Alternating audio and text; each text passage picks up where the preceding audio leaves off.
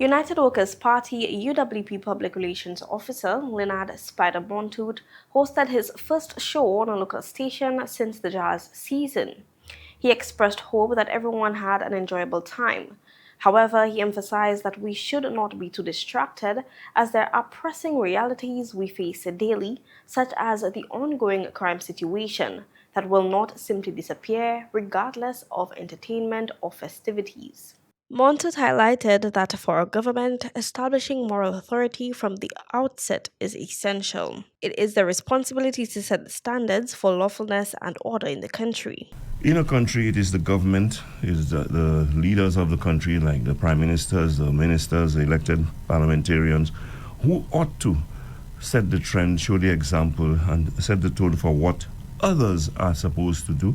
And when they don't, they are the ones to ensure that the law is upheld and enforced, and that order and security is maintained and sustained in the country. He also pointed out that the current government began its tenure based on lies and deceit, citing examples involving Honorable Stephenson King and Honorable Richard Frederick. He recalled events that unfolded shortly after the 2021 elections were announced. Stephenson King had metamorphosized from yellow to blue and called himself a patriot. I don't know if he knows what the meaning of patriotism is. A patriot acts in the interest of country. That was an act in his personal interest. So there was nothing patriotic about that. That was an act of deception.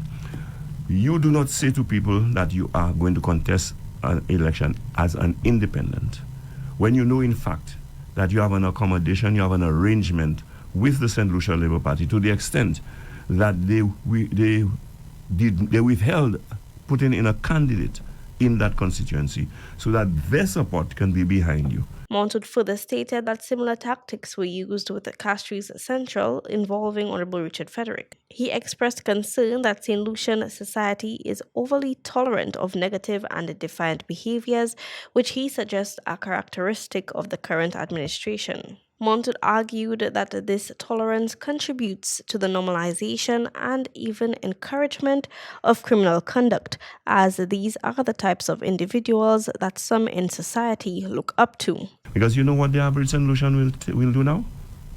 He'll come here, steal your thing, or come here tell you this phone is one of the best phones and this and that. Take your money, go with it, only to find out that's what the kids call it, a chono. You know, is nothing close to what it is. And you know what?